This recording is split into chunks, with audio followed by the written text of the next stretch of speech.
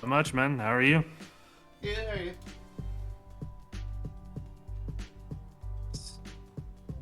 Oh, yeah, I'm doing good. Yeah, I've been looking forward to this all week. Yeah. Great. What was I gonna say? Has there been anything else that's come up since you posted this that you want to talk about? Well, so it's funny. So obviously there's no shortage of good Falcos in the state of anywhere. So Yeah. I've actually played a fair number of them that were like just slightly better than me over the past like couple of days. Just to play with some of the ideas that wasn't really quite playing with on ranked. And I actually think the last note on here we can kind of just throw out because suddenly it became obvious to me what I was doing wrong, which was I was just going way too close or like absurdly far away, and there was like no in between. But I Yeah. found a nice healthy spot there, which was good. Another big thing is really just I'm super comfortable versus Falcon, Fox.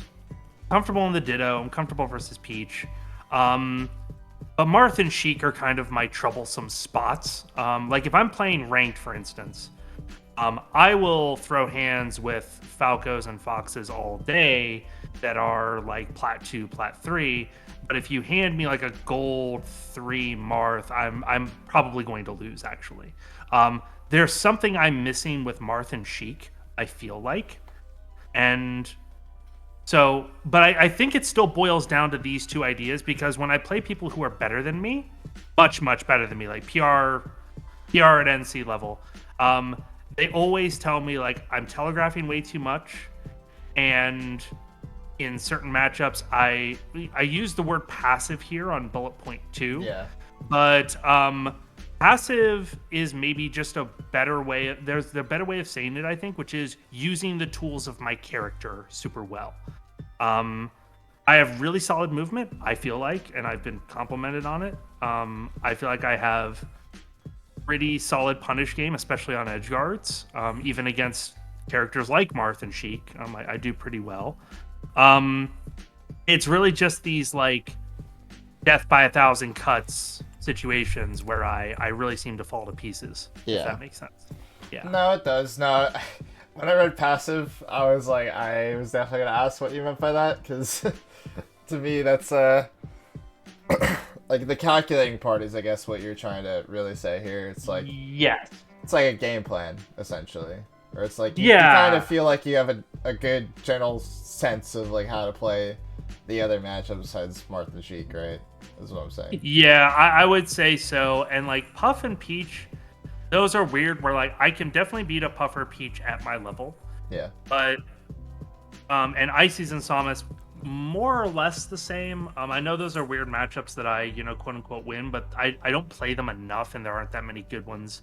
And see, we have one really good Ices, but he doesn't play anymore. Who would play me on a regular basis.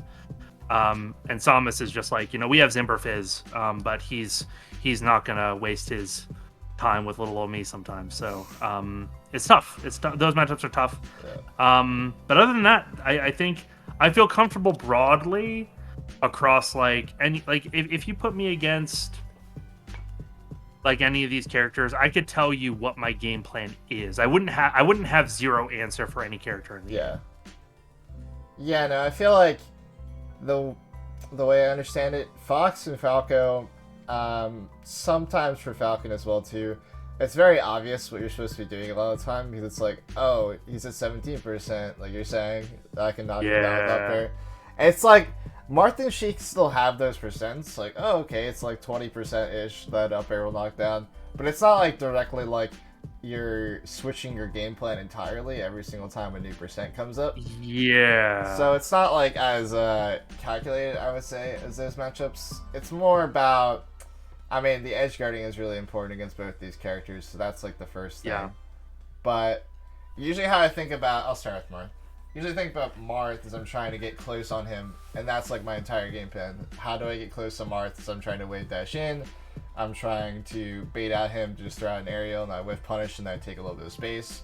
And then sometimes I let him approach.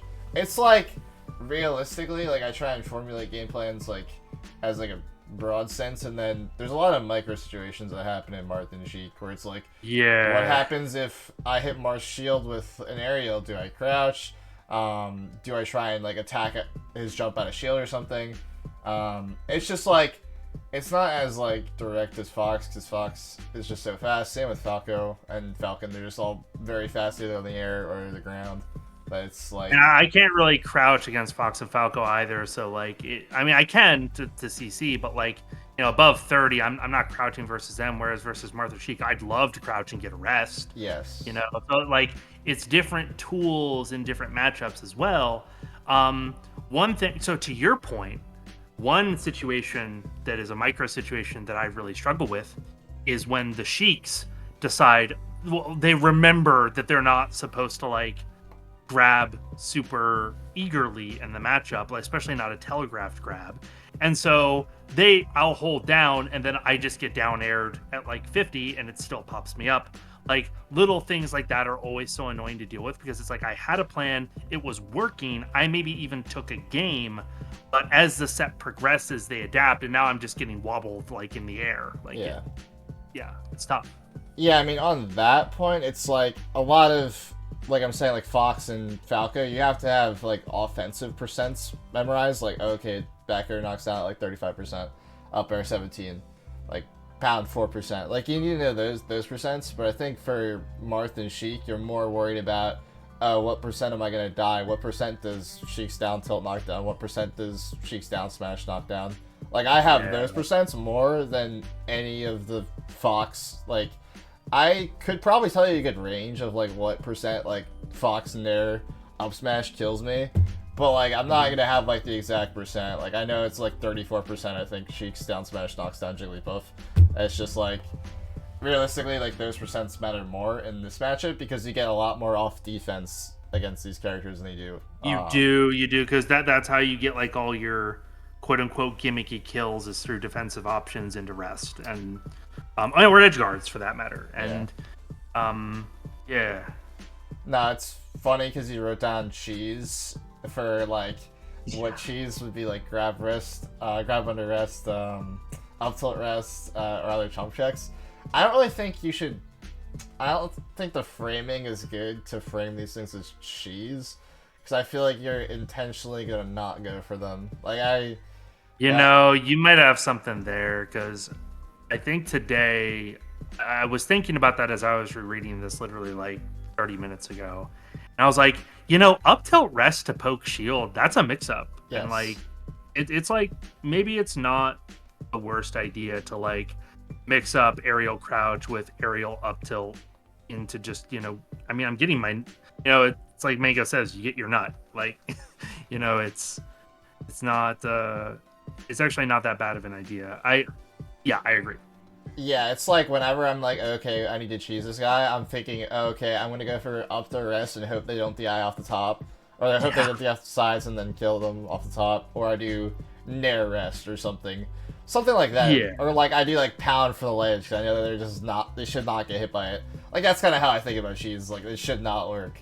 Whereas I feel like up till rest, you know, like you're saying, is like an actual mix up on shield. It's like, oh, I could grab them, so they're going to jump and then I up tilt them. Or it's like crouching under a grab into a rest is literally, oh, they think I'm going to move out of the way or shield, so then you can rest them for that. It's like, as long as you're mixing up the other options, they're not like quote unquote cheese. I can see that. Yeah, I definitely get into mode sometimes too on your, like you just said something really important, I think, which is framing my decisions in my head. I sometimes am like, okay, I'm gonna go for this option and it works, but then I don't get out of the headspace of they're going to start, like for instance with up tilt rest, if I up tilt and they just roll, well now I've got like all this lag on my up tilt, and like I can't, I'm not unsafe necessarily, but I can't really do anything about it. And I'll get into a mode where like they may roll like 3 or 4 times, and then I'll just give up on that option altogether, and I might not even use it the rest of the set. And so a lot of this is, I understand the tools that I have, But there are two things, and sort of this kind of goes into those 2 bullet points. It's like, one, I think I telegraph way too much, according to what people have told me.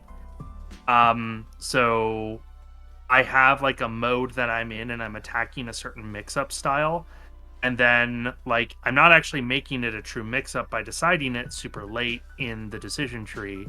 So like they see it coming, and then they throw out a mix-up that's just guaranteed to screw me over. And if they're really good, they don't do that all the time. They just wiggle it in, so sometimes I don't even notice it. And that's really hard to deal with. Yeah. So that's kind of, from what I've been told, and I've done enough analysis that I see it sometimes. That is the big thing that's keeping me from like stepping up a league, so to speak, because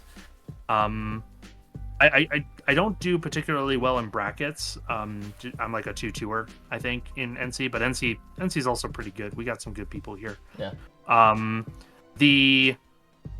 The whole thing that I want to do is I want to step it up and get past these like seemingly biggest hurdles that, I mean, everybody's pointing them out to me ubiquitously. Like it isn't like it's something I came up with on my own. It's like all of the best players I play are like, Brian, I just know what you're gonna do, man. Like, yeah. Yeah. So. I'll probably get my controller. Forgot to plug that in. Hopefully, Uncle Punch just lets me go into it immediately. Sometimes it's that'd be cool. Because I have ideas about telegraphing. So to start off, I mean, telegraphing, I think is kind of, I don't want to say like a nothing comment sometimes, but like it's almost like the opposite of like, oh, do you have any tips? Right. Because I feel like as a Jigglypuff player, it's like, oh, you're playing really telegraphed just means like, I would say like I wasn't thinking too hard about what was going on. They can almost autopilot against you is kind of how I think about Telegraphed. It's like, yeah, they can kind of play their game and just do whatever they want. It probably means you aren't actively, I don't want to say like you're saying mixing it up or whatever, but is you're probably not actively thinking about what they're doing when they're saying that.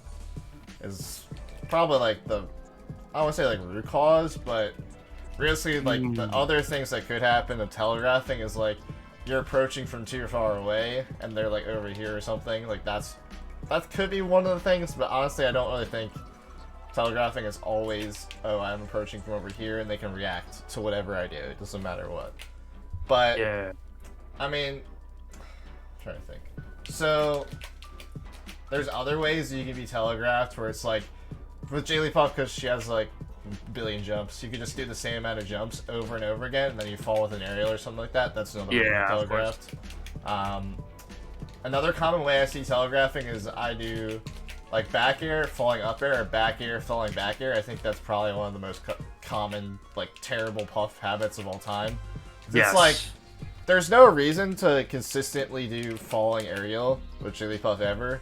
It's like you lose all of your ability to basically not get whiff punished over and over again. Yeah, and that isn't necessarily like something that I'm particularly guilty of anymore. And yeah.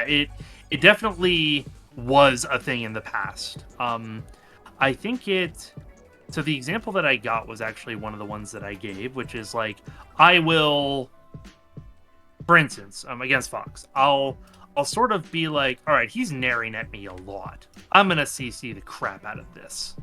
And I'm going to grab him and I'm going to kill him. That's my goal at that point. Is like, if he's at kill percent and I see that he's naring and I'm at low percent, I'm just going to CC it and I'm going to grab him every single time. And so I will do that maybe once and then I don't respond to how they flip it out. And I think it's more of a headspace thing, maybe. Okay. To your point. And so, like, it is often the case that I get into these modes where I just want to do one particular thing, and I can't, like, it's difficult to be mindful to where I'm, like, swapping things out in the middle of a game. Yeah. Or across a whole set.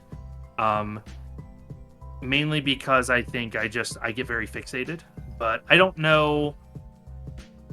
I feel like I just lack options sometimes too, and I may be presented with situations that I don't understand, at which point I just have to analyze. But yeah, I think that's one little thing that or one big thing that I have struggled with for a while.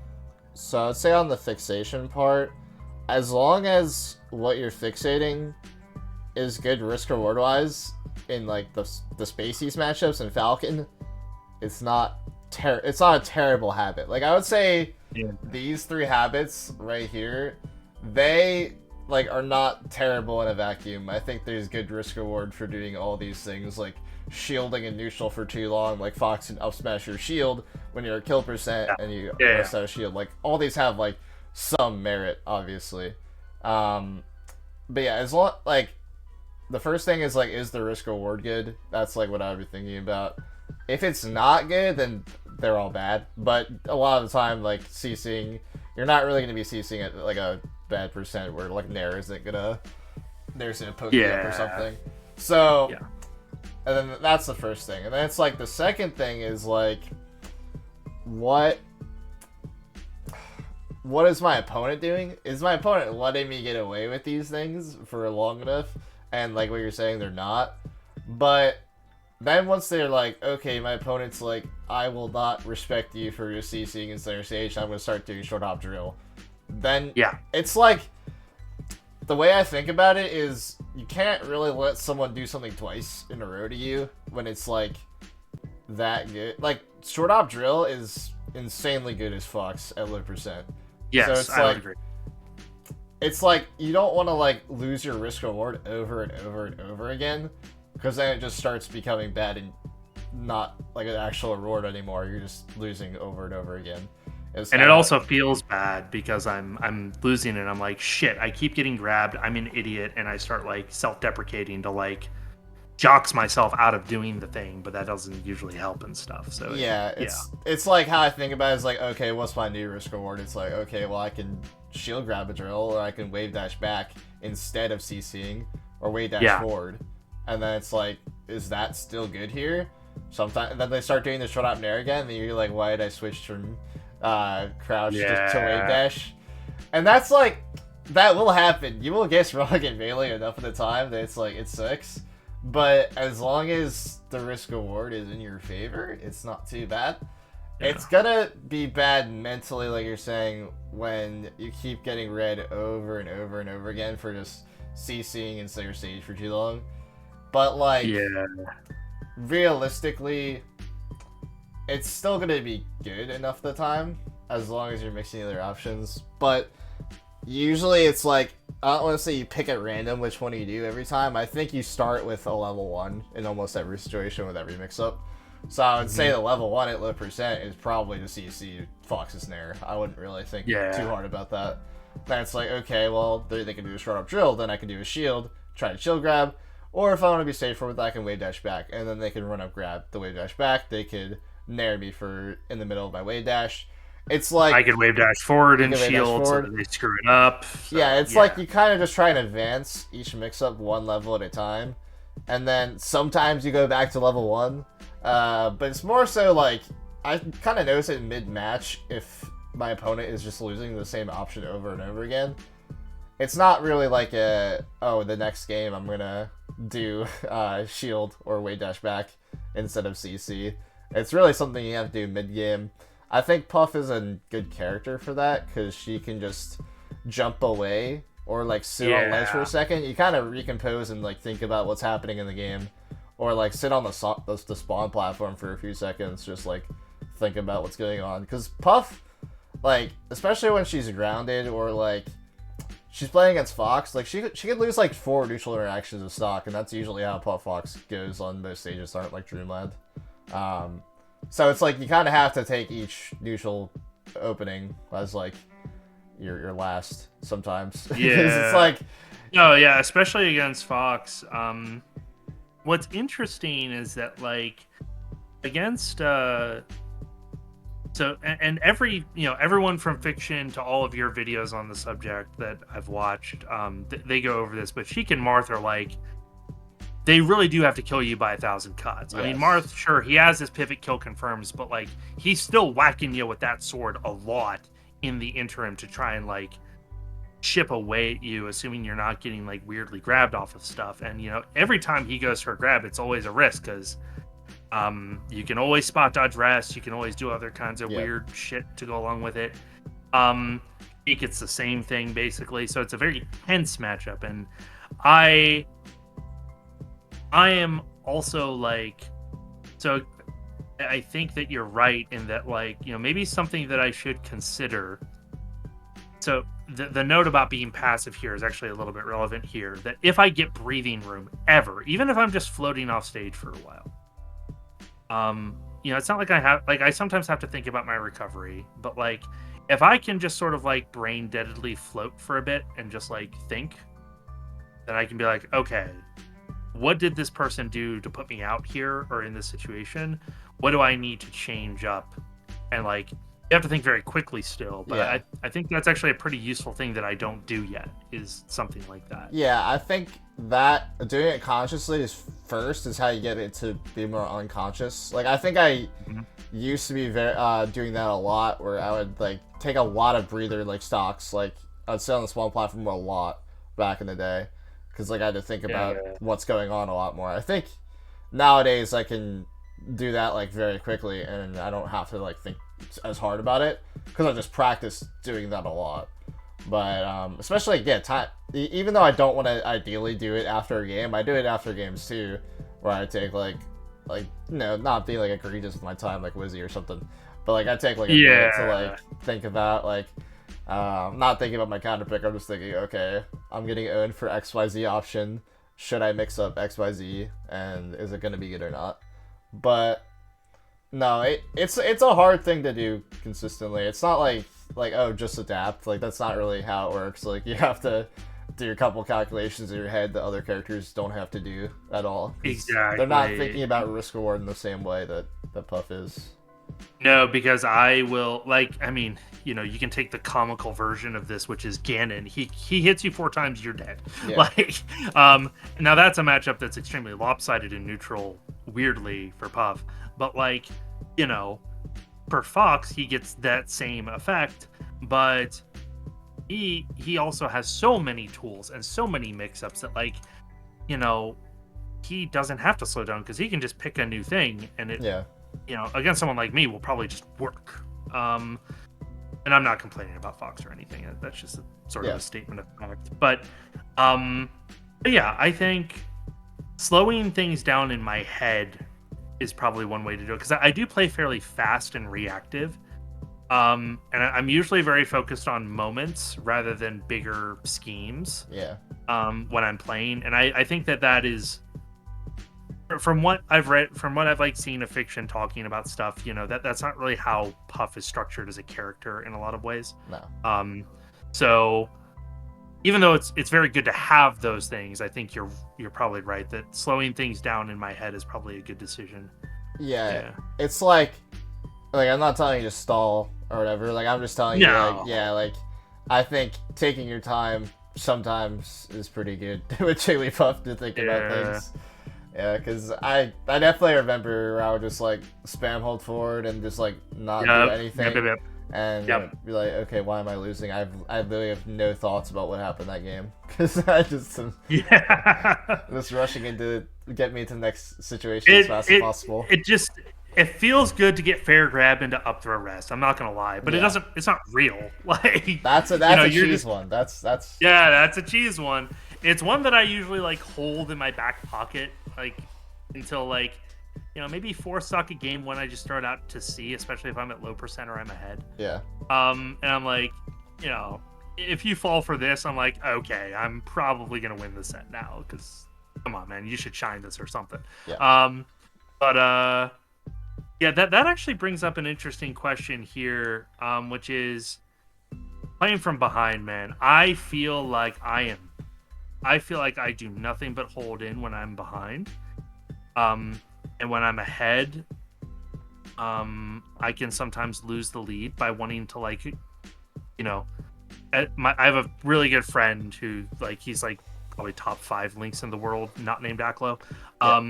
And he says that, like, one thing that I try to do too much is I'm winning, but I just want to keep winning more, and I'm not content just winning the game. Yeah. Like I want to win harder sometimes, and it's so playing from behind and that sense of wanting to like win more aggressively, even when I'm ahead, is something that I really struggle with. Yeah, I mean, from behind, yeah, it's essentially you're supposed to be taking more gambles when you're behind than you when you're ahead. And I have the same issue where I take a lot more gambles when I'm ahead, and then when I'm behind, I'm taking the same gambles, but like I already took those gambles when I'm ahead, so it's like there's nothing actual. Like they know the gambles already, they're not gonna fall for them because like that's all they've been killed by. It's kind of how it works. But how I think about behind nowadays is I basically kind of try and play like, okay, so I've been, I don't want to say less aggressive, but I've been just thinking more risk reward wise lately. So I kind of just keep like, I don't want to say the same game plan as I was when I was ahead, but all that really changes is instead of like I am fishing for more defensive options, like I'm fishing for them to approach, I'm kind of fishing how do I get in is more so what happens. So it's like it's kind of just a different framing. I'm not like thinking, oh, I need to like make this stock differential up, like how do I do that? I'm kind of just like I just play the same gameplay, but instead of slightly pulling back when I have the lead, then I slightly push forward a little bit more. It's like you can still take your sweet time when you're behind in this game, besides when you're playing against Peach or Puff, or that's really it. All the other matchups, like, they're not going to time. So it's like, as long as you aren't just like sitting on the ledge or something when you're behind, like you won't like struggle like on time. So it's not like that's the issue. People in Melee do not want to like forever like just stalemate Puff when they're in the lead. That's just not what people do. So it's like you can still play like slow, like in the sense that you don't have to like hold forward just because you're behind. Like that's not like just because you're behind doesn't mean you can't do a wave dash back expecting a short hop drill or something. Of course. It's like, yeah, it's just you don't have to force anything unless like it makes sense to risk reward wise, or like you know the gamble will pay off because you were scouting it out at the beginning of the set and you just maybe you either missed it or you missed your opportunity or something. You're like, okay, now that I'm down, I can go for this option now. It's like, oh, okay, Fox is jumping out of the corner, and I keep just back airing, and then I got owned for it, and I got backered myself, and I died for it. And then you're thinking, okay, now that I'm down, I can go for that upper read and kill him for it.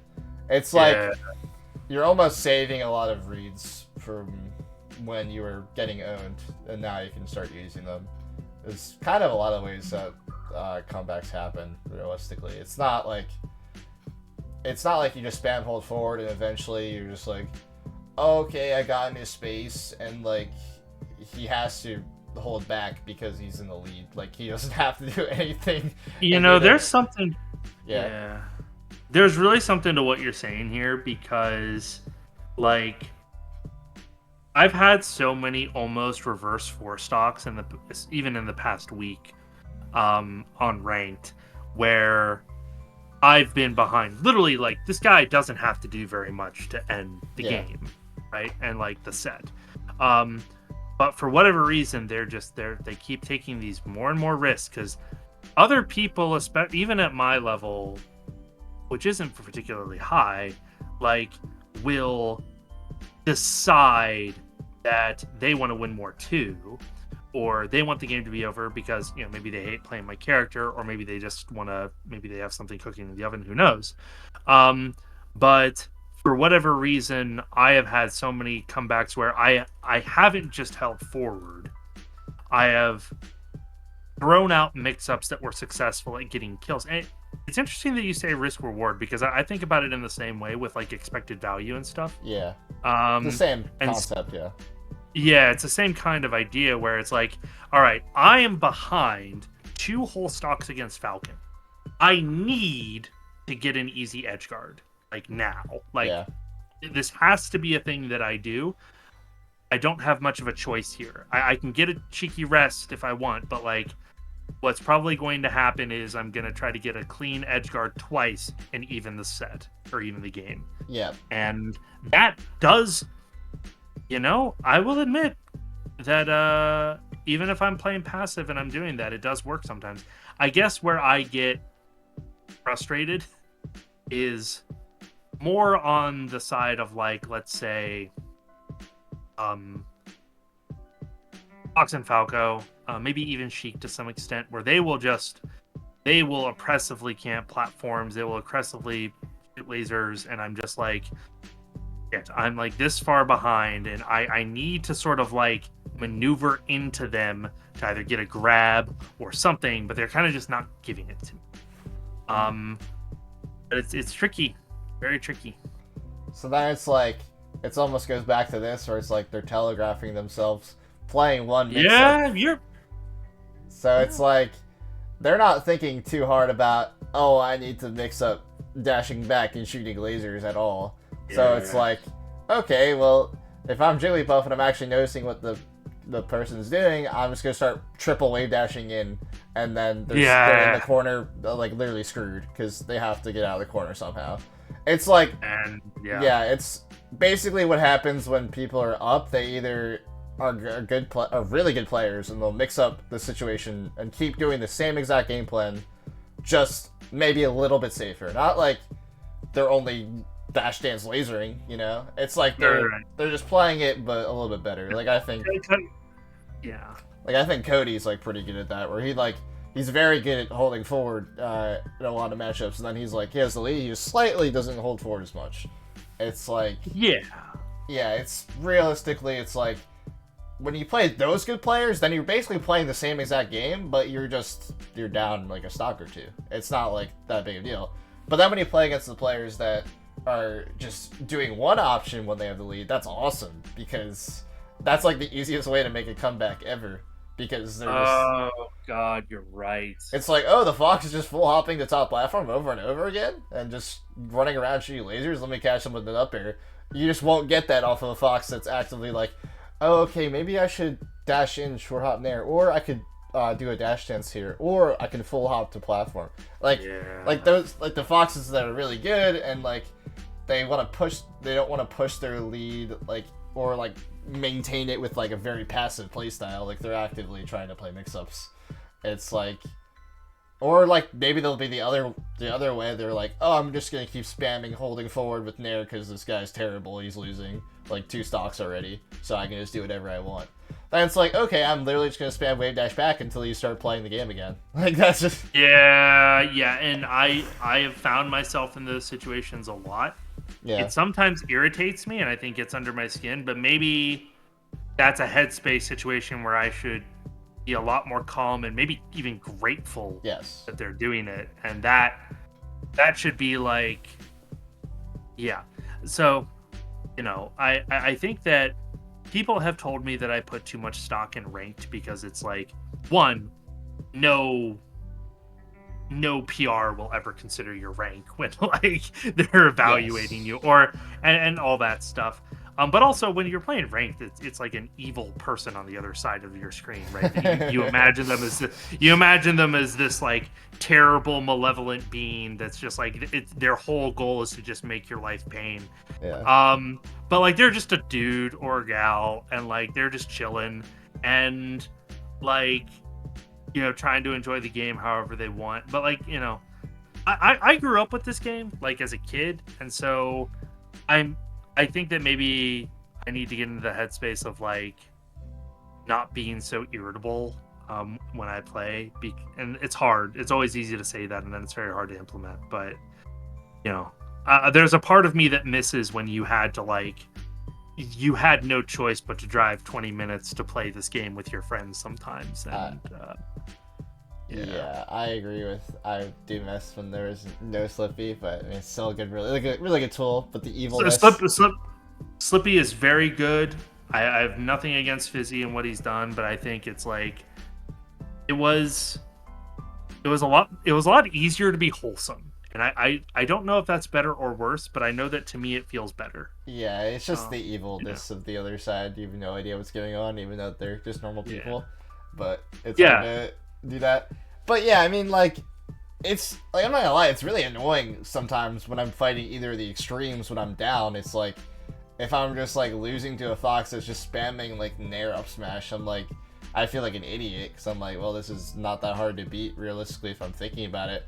But then when they do the opposite, where they're just running around and just lasering and full hopping, and I miss my reads, I feel like an idiot because I'm like, I know exactly what they're gonna do. Why am I losing to this? Yeah.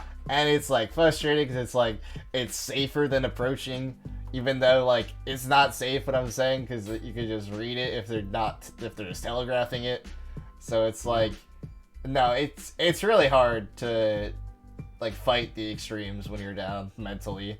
I mean that also comes to the point of taking your time on like grabbing edge, like resetting over and over again, just mentally getting back there. Like that's almost I want to say you can stall sometimes when you're down just to like mentally get prepped again. Like I've done that before, Yeah.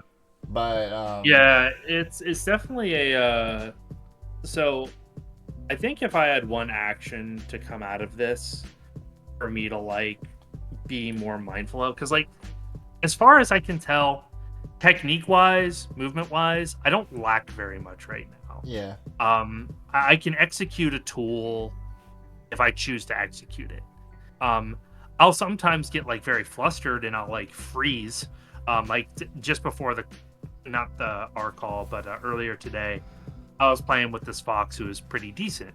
Um, and we were on Yoshi's for the last game. It was last stock, and I had him in a grab, and I F through instead of up throw, and he just like up smashed me. And yeah, I died.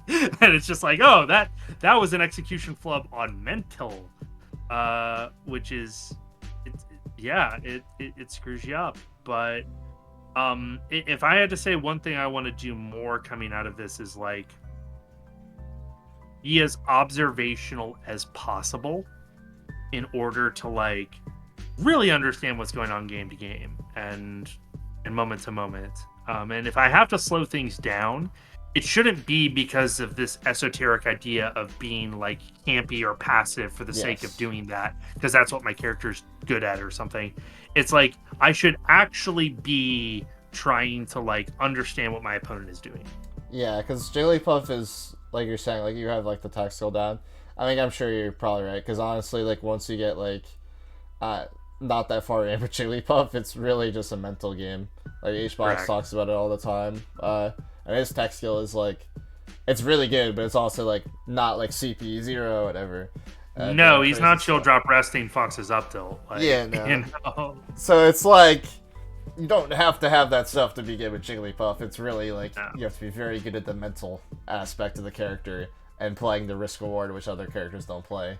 So it's like it's it's definitely a much more different game. It's like very exciting for some people, but when you're getting down on yourself, it's a very hard character to play.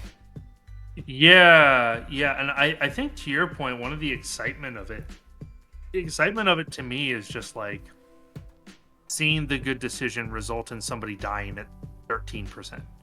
Yeah. I don't know, like I've always loved that about the character. Like I've been playing this game competitively since '06, man. Like I've played many characters in that time, and I have unironically just like only really taken the game super seriously the past like really year, and nothing invigorates me more than just seeing an explosion happen to my opponent like flying off the screen. Like that is the most exhilarating thing ever. But mentally getting there is a lot more satisfying to me too. Like the better I've gotten, especially in the past month, has been exciting because I have a good headspace about what it is that I want to do in certain situations, and I have a game plan for every matchup basically, because in NC we have no shortage of like really good players across the entire character base, except like Zelda. But like I'm also from Pittsburgh, so no shortage. We have Digital Canon just got PR there with Zelda, and there's all kinds of other history in that city. Yeah, but of course. yeah, but yeah, the structure of like what I'm trying to do with the game now, and like so this is something that I wanted to ask too while I'm here, and it's not on this list, and we've got some time, and I think I've got some time here, but so I have an Arcadian about 7 weeks from now, so I have like 6 weeks to prepare, because the old adage, if you're not ready the week before, you're not ready day of, sort of thing. So I'm giving myself 6 weeks to kind of really hard prep for this thing. And what I want to do is I want to like, I know who's going to be playing, and I would say the best player who's going to be there is probably going to win. I probably can't beat them in this time because they're like a Master League Luigi DK dual main. Like it's such a weird oddball of a matchup, but he's extremely good at the game. Yeah. Probably going to be PR next season, kind of, right? But there's a lot of other people, especially people who are local to my part of North Carolina, that I think I can get good enough to compete with. And I would love to make top 8 or go like a bit closer to first place than 7th. That would be super nice. And one of the reasons I really want to do that is I've been so dog shit at this game for so long, and I've accomplished nothing because I've usually not focused this hard on it. But fortunately, my life has a lot more flexibility now. I own my own businesses. Like I'm doing very well for myself, independent of like other people's needs. So like I'm able to really focus on the game for fun, but also because I have an ego and I have something to prove to myself. You've probably met like a million old dudes who are just like, man, if I had a chance to play the game seriously all this time, I'd be good too. And it's like, well, maybe, dude, but I actually want to be that old dude that like doesn't say that but does it. I'm 35. I want to be good at this game. I want to get PR someday. Like I don't have ambitions of beating Cody or Zane, right? Like yeah. That's not on my radar. But like I would love to just have my name on just a wiki page of the Smash wiki. That would be swell. And so to actually ask you a question instead of just belaboring the point. If you had to say, and you obviously haven't seen me play very much at all. No, I have not. But yeah, you have not. But if you had to say that, like, if there are things that if you had 6 weeks to go from platinum to diamond, and I think that is like maybe the most quantifiable way I can put it, to get ready for the Arcadian, where you're not fighting PR players, but you're fighting plenty of people who are on the cusp. What would you say that I should be preparing with? And like, should I be doing more analysis versus playing people who are slightly or much better than me? Like, I'm also kind of looking for a game plan there, just in a practice regimen for that, because I really do want to do well. I really do want to do. Yeah, I mean, okay, so based on what we've been talking about, I feel like your neutral is probably not going to be an issue. Your tech skill is probably not going to be an issue either. These like things that you have like issues with, like the CCing, shielding, like these are really good things to have. These are bad like things to have. Like no, like you were saying, like hey, you like got past like the back air falling back air thing, and like that one's like a very common like plat even like very bad habit. So like I feel pretty good about you not having to do as much analysis realistically. It's like I don't think it's like that wrong to do analysis still, just to get ideas and just like find new things, but realistically you kind of from this you have things to work on directly for like neutral wise.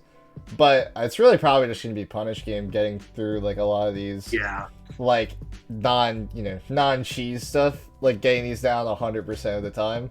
Like getting like I think against Marth, for instance, like if you up tilt Marth on the platform, are you gonna be able to hit like not like 100% of the tech chase rests on the platform, but you hit like majority of them, like 75%. Like that's a great point. Yeah, it's like realistically, punish game is the easiest way to get better at melee, and that's like as long as you can get the punish game down, then you'll eventually get better in neutral. Like CPU Zero, like was like, he talked to me one tournament. It was like 2 years ago. He's like, yeah, I just like learned the punish game first, and like now I'm learning neutral. And like that was like when he was like on the cusp of being top 100.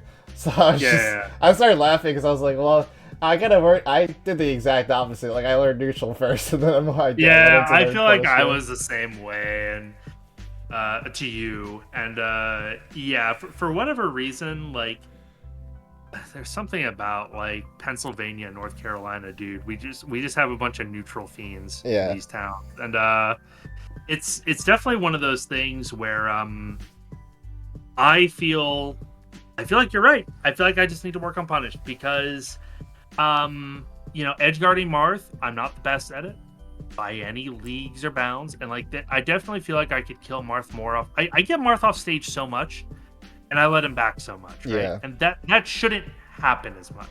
No. Sheik is similar, though Sheik is like inarguably much easier to kill. I'm good at edge guarding Spaceys and Falcon, which is maybe one of the reasons why I'm a lot more comfortable in those matchups. I think you're probably right. And to your point about up tilt rest, I had a situation. I probably played this Marth every day at this point on ladder because we just meet so many different times. Yeah. And we go back and forth in sets. I would say I think I'm ahead, but I don't think it matters that much for what we're talking about. It really is. I'll up tilt him, and sometimes I'll just get the clean rest, right? Like he just has nowhere to go, and he's dead. But sometimes he'll go to platform, and it's like, well, I try to go up there, but maybe I'm just a little bit slow, and so we get up attacks, and now I'm thrown into disadvantage weirdly. Yeah. And so it's like, sharpening that toolkit is you're probably right. I'm probably, because against Marth and Sheik, from what I've heard from people who are like at the top of my state's like PR, basically, because we have 2 buffs. Well, we have 2 puffs now. We used to have 3. Yeah. So like David has recently switched to Falco and kind of semi-retired. He mostly does teams now. But Islands also are both obviously extremely good. They're both very busy. I try not to bother them too much. But yeah, the structure of it is that like I look at how they play those matchups, and I'm not gonna lie, man. I watched Zasa at Big House, when she had a really good performance where she beat SCJ. He was playing friendlies with Junebug, maybe an hour at a setup. I watched the whole thing. Junebug got 3-stocked over and over again with his Sheik because Zasa had drill rest completely on lock the entire thing. It was just drill rest, drill rest, drill rest. I win, and they moved on to the next game. It was such an overwhelming sense. And then I watched her play Spark, and like she played Spark in bracket, but she also played him in a money match the next day. Yeah. Spark did a bit better in the money match. But these players who are like that much better than me, where there are like not just top 100, but potentially even better level, they have like these punish games that are just relentlessly dangerous. Yeah. Where like Zasa, if she gets a chance to drill you and put you in tumble, if you're Sheik above 67%, you're just gonna die. Yep. You're just gonna die. So like, yeah, you know what? It's honestly a bit relieving to hear that, and it's a bit relieving to hear that maybe my neutral ideas are like good enough. Yeah. Right? Like they're certainly not perfect. There's room to grow, but like they're good enough that maybe I just need to focus on like killing the motherfuckers, Yeah. Yeah. Maybe that's the thing. So yeah. It's like realistically like you were saying earlier about how being excited for like even almost just getting like the neutral win. It's like I'm the same way. I'm so excited when I get the neutral win. But then I'm like, why do I have to win neutral so much times in a row? It's like I'm getting the right read that could potentially lead to a kill and not killing. And it still feels good when I win the neutral, so I don't really care that much. But the results screen cares that I don't actually kill them. So it's like, okay, I should actually kill them now. And it's like, it will get like, you will lose some dopamine. Like, at least for me, I lose some dopamine from just going for the kill, because then I can't do more neutral. But then I'm like, okay, well, I just have to keep playing more Melee to get that exact same feeling of just, oh, I outplayed you again. Yeah, and I'm a dopamine fiend, let me tell you. Yeah. And so yeah, realistically, I think you're right. And would you recommend like Uncle Punching stuff out, or just like playing slightly better people and just kind of rolling with them? You know, Some of them, it's like pretty hard to Uncle Punch. Like when you up throw Marth or Sheik, it's like you could probably set up a good thing with Uncle Punch like in the training lab, but honestly, I'm terrible at it. I kind of just rely on save states that people made, or like just using the combo training for like very basic stuff like the up tilt situation with Marth, like I was saying. yeah. Like for those ones, I usually just try and play people and like think about, okay, I don't really care about anything else in this neutral game right now. I'm literally just gonna spam up throw against this person just to practice this over and over again. You know what? That's a great idea. That's a great idea. Yeah, because you don't really care about if you win or lose in a friendly. It's just you're spamming the options you're wanting to practice. It's also, I'm friends with all of these people. They've been to my house. They've had dinner with me. Like, they're not my enemies, you know? It's good. Yeah, no. So it's like, if I don't have a specific neutral idea, I'm usually just practicing punish that way in the friendly. But for some of them, like, you could definitely just lab out. Like, I'm sure you're probably not that good at Sheik down smash and then you resting the down smash. That one sounds like it probably isn't gonna be a big one based on the way you're talking about crouch. Like that one. Are you good at that one? I'm like pretty bad at that one actually these days. I think out of shield, but out of crouch, I'm okay with it. Yeah, like I used to have a routine where I would go through like all these like different like out of shield punishes, like rest punishes, and like once you get to a point where you actually are hitting it enough of the time, you don't need to do it anymore. But realistically, you could probably just. I don't really spend that much time in Uncle Punch every day. I usually spend like max an hour. I like doing shorter sessions because it's just like it's diminishing returns at a certain point. So it's like maybe for the first week you could focus on like direct like punishes, like up throw tech chase rest, up tilt rest, down throw versus Sheik. It's like you probably focus on those, and you can focus on the more defensive ones like another week, and then. Again, like, I mean, playing friendlies to just see how it actually is, like, panning out in friendlies is the important part, but... Yeah, and I think that doing more friendlies rather than just spamming ranked is also probably a good idea, just because, like, you know, I'm going to be in person for this tournament, right? It's not going to be, like, the same. And so if I play, like, for instance, I'm going to a live person bracket on Sunday, although I'm... either way, I'm going to a live person bracket on Sunday. That one, not only is it on CRT, which is a different, like, it is different fundamentally. Yeah, it's like, way different. Way different. But, you know, generally speaking, if I'm, like, warmed up, so to speak, with, like, the way I'm playing with the other person next to me, it's nowhere near as stressful as ranked. And I've never once gotten mad at a set after 19 years of playing this game in tournament. Yeah. Like, I've looked at the person next to me and been mad at them, you know? Yeah. Like, I've sometimes been disappointed in myself, but I've never looked at the other person and been like, fuck you, man. It's fine. So yeah, I think you're right. Friendlies, leave ranked to kind of coast a little bit and coast. And then maybe once a week test the waters. How far I get and stuff like that. Yeah, it's like, I think if you can go to in-person tournaments, that's going to be the best. Every week. But if you can't, I mean, then ranked is your only option there. It's like the problem with using ranked as like the majority of your practice is you can't really get into these situations fast enough. Like, no, you just don't have enough time to like practice them. It's you'll be playing a Sheik and then the next minute you're playing a Donkey Kong, and it's like, well, these are two very polarizingly different matchups, both in terms of difficulty and style. So like, what am I doing practicing this way, you know? And realistically, that doesn't happen at a real life tournament. It's like you have enough time to be like, oh, this guy plays Donkey Kong, let me like think about this Donkey Kong matchup for like 10 minutes before we play. it's not surprise you're playing Junebug right and now. you have 3 games to figure it out or you're done.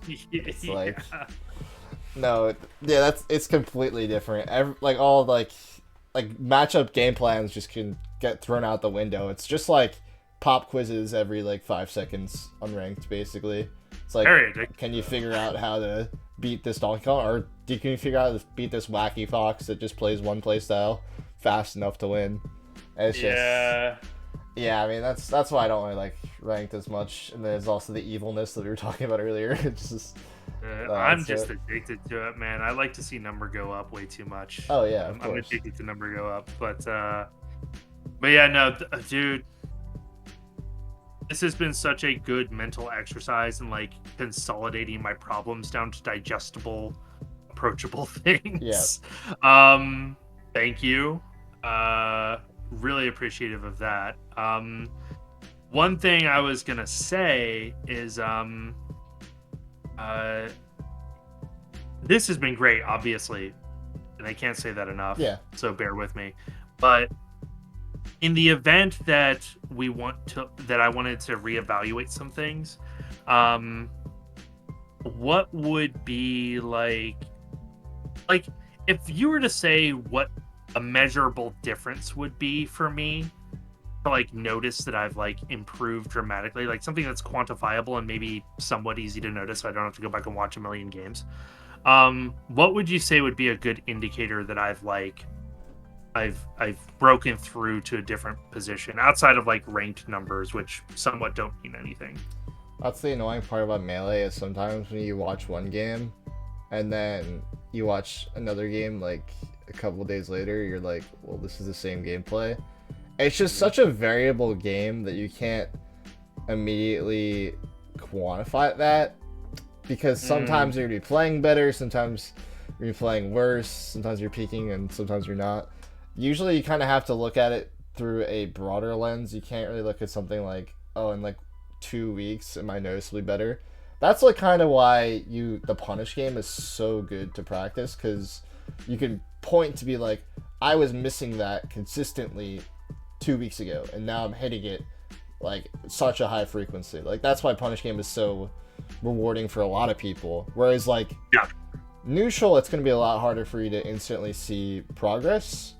It's probably going to be like, are you doing like wave dash back, wave dash forward, shield in like the CC situation more than you were before? And it's like, that's going to take a lot more analysis to figure out. To really hash out, yeah. To then seeing, oh, I'm actually hitting up tilt tech chase rest against Marth.